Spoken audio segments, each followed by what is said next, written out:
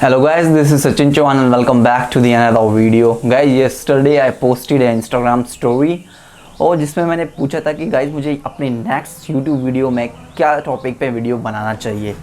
तो जो सबसे ज़्यादा सजेशन में आया था वो था फोटोग्राफी कंपोजिशन। सो गाइज ये वीडियो फोटोग्राफी कंपोजिशन पे ही होने वाली है। तो मैं आपको बताने वाला हूँ कुछ इंटरेस्टिंग फोटोग्राफी कंपोजिशन जो मैं स्ट्रीट फोटोग्राफी में यूज़ करता हूँ। सो गाइज मैं जो कंपोजिशन के बारे में बातें करने वाला हूँ मैं बता देता हूँ उसके बारे में। सबसे पहले हमारी जो कंपोजिशन होगी वो है finding a good scene, and the second one is negative space, the third one is don't overlap figures, the fourth one is framing inside the frame, and the fifth one is emotion, and the last one is figure to ground. मैंने सोचा कि rule of third, leading lines, इन सब को, ये बहुत cliché terms है जो हम मैक्सिमम लोगों को पता होती है, तो हम इसके बारे में बात करने वाले हैं जो मैंने आपको कंपोजिशंस बताई हैं। गाइज ये वीडियो बहुत ज़्यादा इन्फॉर्मेटिव होने वाली है। गाइज अगर आप मेरे चैनल पर न्यू है तो मैं बता देता हूँ कि मैं इस चैनल पर फोटोग्राफी रिलेटेड वीडियोज़ जो है वो बनाता हूँ। तो अगर आप मेरे चैनल पर न्यू है तो मेरे चैनल को सब्सक्राइब कर लें, बेल आइकन को प्रेस कर दें ताकि आपको नई वीडियो का नोटिफिकेशन मिलता रहे। Without time waste, let's start the video. Guys right now I am at my computer screen. हमारा सबसे पहले जो कंपोजिशन रूल है वो है finding a good scene. What does it mean? Finding a good scene का मतलब क्या है? तो देखिए गाइज, आई एक्सप्लेन यू। तो आप ये देख रहे हैं अभी फोटोग्राफ आपकी स्क्रीन पे है, तो पीछे येलो वॉल है। मतलब ये मुझे बहुत इंटरेस्टिंग प्लेस लगा जब मैंने इसको शूट किया। तो मैं इस जगह फिर बार बार जाने लगा कि अगर आप स्ट्रीट फोटोग्राफी कर रहे हैं या आप कोई भी फोटोग्राफी कर रहे हैं, अगर आपको कोई प्लेस इंटरेस्टिंग लगता है तो उसे रिविजिट कीजिए उस जगह पे, या वेट कीजिए या उसको रिविजिट कीजिए। जैसे आपने एक प्लेस आपको बहुत इंटरेस्टिंग लगा, जैसे मुझे ये प्लेस बहुत इंटरेस्टिंग लगा कि जिस तरीके के कलर्स हैं यहाँ पे, हमारे सब्जेक्ट्स हैं, तो मुझे बहुत इंटरेस्टिंग लगा ये प्लेस। तो मैंने क्या किया, मैंने यहाँ पे काफी टाइम तक फोटोग्राफ की। ये भी शॉट मुझे यहाँ पे मिला, इसका जो नेक्स्ट शॉट है वो भी देखिए मुझे सेम प्लेस पे मिला, सेम प्लेस मगर डिफरेंट स्टोरी, यू नो। तो आपको अगर कुछ भी एक गुड सीन या कोई भी एक अच्छा प्लेस दिखता है तो उसे रिविजिट कीजिए या फिर वहां पे वेट कीजिए थोड़ी देर, हो सकता है वहां पे कुछ और भी क्रिएट हो, और उसको रिविजिट भी कीजिए। जैसे आज आप अगर शूट कर रहे हैं तो हो सकता है आज ना मिले आपको कुछ, हो सकता है अगले दिन कुछ मिले। तो उस कंपोजिशन में या फिर मैं बोलूंगा उस बैकग्राउंड, उस एनवायरनमेंट में अगर कोई भी अच्छा सीन मिलता है तो उसे रिविजिट कीजिए। तो ये मतलब होता है फाइंडिंग अ गुड सीन का। तो ये कंपोजिशन रूल भी हमें काफी ज्यादा इंपॉर्टेंट होता है स्ट्रीट फोटोग्राफी में, स्पेशली बहुत ज्यादा इंपॉर्टेंट होता है कि आपको अगर कोई अच्छी दिखती है सिचुएशन या कोई अच्छा सीन मिलता है तो उसे रिविजिट कीजिए और वहां पे थोड़ा वेट कीजिए मूवमेंट होने का या कोई भी स्टोरी क्रिएट होने का। गाइस जो हमारा सेकंड कंपोजिशन रूल है वो है नेगेटिव स्पेस। अब आप यहाँ पे देख रहे होंगे कि यहाँ पे सिर्फ दो सब्जेक्ट है, एक तो ये मेरा जो पिजन है और एक ये जो यहाँ पे सब्जेक्ट है और फॉग है और बहुत सारी चीजें। There are lot of negative space, but एक डायगोनल लाइन भी जा रही है जो यहाँ से सीधा हमें हमारे सब्जेक्ट तक ले जा रही है और बहुत ज्यादा नेगेटिव स्पेस भी है।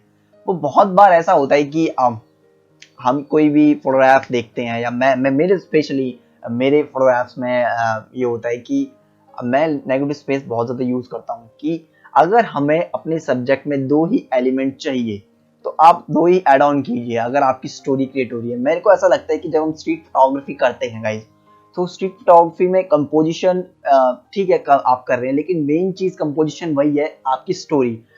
जिस कंपोजिशन से आपकी स्टोरी क्लियर हो रही है वही कंपोजिशन बेस्ट है आपके लिए उस सिचुएशन में।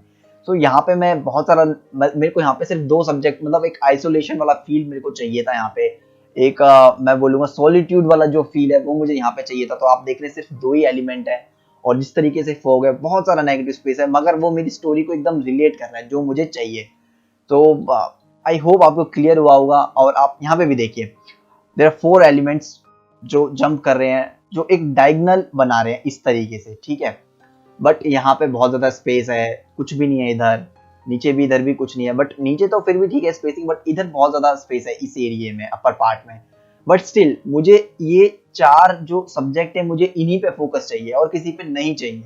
तो आपको हमेशा ध्यान में ये रखना है कि आपको नेगेटिव स्पेस भी स्मार्टली यूज करना है। अगर आपकी स्टोरी क्रिएट होती है, अगर आपकी स्टोरी बन रही है, तो फिर आप उतने ही एलिमेंट अपने फ्रेम में रखिए, अगर नेगेटिव स्पेस आ रहा है तो उसे स्मार्टली यूज कीजिए। तो ये था हमारा सेकंड कंपोजिशन रूल।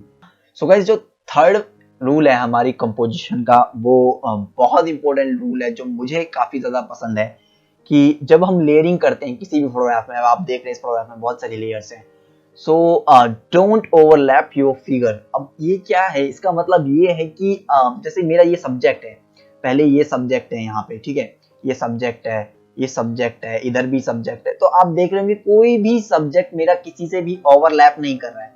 सारे के सारे सब्जेक्ट अपने एकदम क्लीन है, मतलब कोई भी एकदम, आप यहाँ तक कि यहाँ पे देखिए, आप यहाँ पे देखेंगे, आप अगर यहाँ पे देखेंगे तो हैंड जेस्चर के पास तक मेरा जो सब्जेक्ट है वो एकदम क्लीन है। तो कोई भी मेरा यहाँ पे जो सब्जेक्ट है वो किसी के साथ ओवरलैप नहीं कर रहा है। तो इस चीज का हमें हमेशा ध्यान रखना है कि मेरा कोई भी सब्जेक्ट कभी भी किसी से ओवरलैप ना करे। ये बहुत इंपॉर्टेंट कंपोजिशन रूल है स्ट्रीट फोटोग्राफी के अंदर, क्योंकि स्ट्रीट फोटोग्राफी में हम बहुत ज्यादा लेयरिंग करते हैं।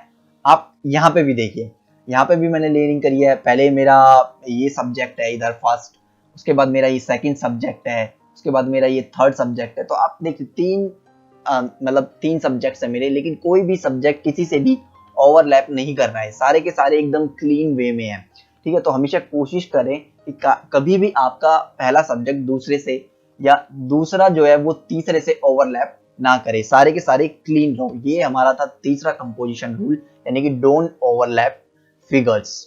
सो गाइस, जो कंपोजिशन रूल 4 है वो है फ्रेमिंग इनसाइड द फ्रेम। अब ये इसका मीनिंग क्या है? इसका मीन है कि देखिए गाइस, आप यहाँ पे देख रहे होंगे, अगर आप सिचुएशन में देख रहे हैं, यहाँ पे आपको बहुत सारे एलिमेंट्स दिख रहे होंगे, बहुत सारे देख रहे हैं यहाँ पे बच्चे बैठे हुए हैं, ये बच्ची झूल रही है यहाँ पे, ये ठीक है। तो यहाँ पे आप देख रहे हैं, एक तो ये फ्रेम है पूरा का पूरा, ये जो फोटोग्राफ का फ्रेम है, ठीक है। उसके बाद आप देख रहे होंगे इसका फ्रेम है, ये जो इस झूले का फ्रेम बन रहा है, उसके इनसाइड भी एक और फ्रेम है, आप ये देख रहे होंगे ये फ्रेम बन रहा है। तो यहाँ पे 1, 2 और 3 फ्रेम है, ठीक है। और अगर देखा जाए तो अगर यहाँ पे कोई सब्जेक्ट होता तो एक और फ्रेम बन जाता, अगर यहाँ पे सब्जेक्ट होता तो कोई। तो आप देख रहे हैं कि यहाँ पे फ्रेम इन फ्रेम जो है कंपोजिशन वो यूज हो रही है, यानी कि एक फ्रेम, दूसरा फ्रेम, फिर तीसरा फ्रेम, यानी कि 3 फ्रेम हमें यहाँ पे देखने को मिल रहे हैं एक ही फोटोग्राफ के अंदर। तो ये क्या होता है, एक लार्जर स्टोरी क्रिएट करता है आपकी फोटोग्राफ के अंदर, आपकी स्टोरी के अंदर। तो इसे फ्रेमिंग इनसाइड द फ्रेम बोलते हैं, कि आपने एक ही फ्रेम के अंदर बहुत सारे फ्रेम्स जो है ऐड ऑन करने की कोशिश की है। इसे ग्राफिकल रिप्रेजेंटेशन इससे बहुत ज्यादा सुंदर लगती है। मैं आपको एक और शॉट दिखाता हूँ। सो लुक एट द शॉट। हालांकि यहाँ पे इतना ज्यादा फ्रेम इन फ्रेम यूज नहीं हुआ है, लेकिन still a bit kind of like his the subject. पहला जो मेरा ये हाथ है, जिस तरीके का ये मिस्टीरियस दे रहा है। अब यहाँ पे एक छोटा सा फ्रेम है और उसके अंदर मैंने ये जो जामा मस्जिद आप देख रहे हैं, यानी कि यहाँ पे भी एक तो ये फ्रेम 1 और ये 2, तो ये 2 फ्रेम मैंने यहाँ पे यूज किए हैं अपने दिखाने के लिए। तो इसे बोलते हैं फ्रेमिंग इनसाइड द फ्रेम, यानी कि आप इससे अपनी जो फोटोग्राफी है या अपनी कंपोजिशन की ग्राफिकल प्रेजेंटेशन बहुत स्ट्रॉन्ग करते हैं और एक लार्ज स्टोरी क्रिएट करते हैं अपनी फोटोग्राफ के अंदर। तो ये है हमारा framing inside the frame. Guys, अब जो नेक्स्ट कंपोजिशन रूल है वो है हमारा इमोशंस। अब लुक एट द इमोशन। इस सब्जेक्ट के हमारे इमोशन देखिए, ये जिस पावरफुल तरीके से मतलब चिल्ला रहा है, शाउट कर रहा है, तो मतलब इट्स फील। ये आप मैं बहुत सारे फोटोग्राफर्स के मैं फ्रेम में ये चीज बहुत मिसिंग देखता हूँ कि आप इमोशंस कैप्चर नहीं करते हैं, आप फीलिंग्स कैप्चर नहीं करते हैं। वो बहुत ज्यादा जरूरी है गाइस हमारे कंपोजिशन रूल में। पता है बहुत बार क्या होता है कि हम कंपोजिशन की ओवरलैपिंग वगैरह इन सबको नेग्लेक्ट कर देते हैं, लेकिन हमारे जो इमोशंस है ना, वो हमारी पूरी फोटोग्राफ को एकदम कनेक्ट कर देते हैं व्यूअर के साथ। तो हमेशा हमारे जो इमोशंस है वो फुल ऑन होने चाहिए। अगर आप वो ऐड करेंगे ना अपनी फोटोग्राफ के अंदर, तो आपकी जो कंपोजिशन है वो बहुत स्ट्रांग हो जाएगी। मैं आपको एक और फोटोग्राफ दिखाता हूँ। Look at this photograph. जो फन का मतलब फन जॉयफुल इमोशन जो है यहाँ पे, ये जो बच्चे मतलब उल्टे लटके हुए हैं इस झूले पे, ये जो फादर है अपने सन को खिला रहे हैं यहाँ पे इस झूले पे। So there is emotion, lot of emotion. Look at this smile, इस सब्जेक्ट की स्माइल, यहाँ पे स्माइल। सो देयर और यहाँ पे हमारा एक और रूल यूज हो रहा है, फाइंडिंग अ गुड सीन। यानी कि देखिए यहाँ पे आपने देखा होगा कि मैंने एक और शॉट दिखाया था आपको सेम यहाँ इसी प्लेस का, क्या नाम है, फ्रेमिंग इनसाइड द फ्रेम का, ठीक है। और अब देखिए मैंने को यहाँ पे एक और चीज मिला, इमोशंस भी मिला। तो हमेशा रिविजिट कीजिए अपनी लोकेशन को, जैसे मैंने बोला था फाइंडिंग ए गुड सीन में। किसी भी जगह जा रहे हैं तो उसे बार बार जाइए ताकि आपको अच्छी कंपोजिशन मिले, अच्छी स्टोरी यहाँ पे क्रिएट हो। तो हम बैक टू हमारे इमोशन वाले कंपोजिशन रूल पे आ जाते हैं।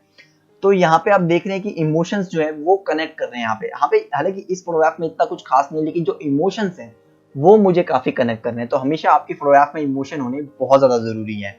सो ये था हमारा कंपोजिशन जो रूल था वो इमोशंस। सो गाइस जो लास्ट कंपोजिशन रूल है वो है फिगर टू ग्राउंड। अब फिगर टू ग्राउंड का मतलब क्या है?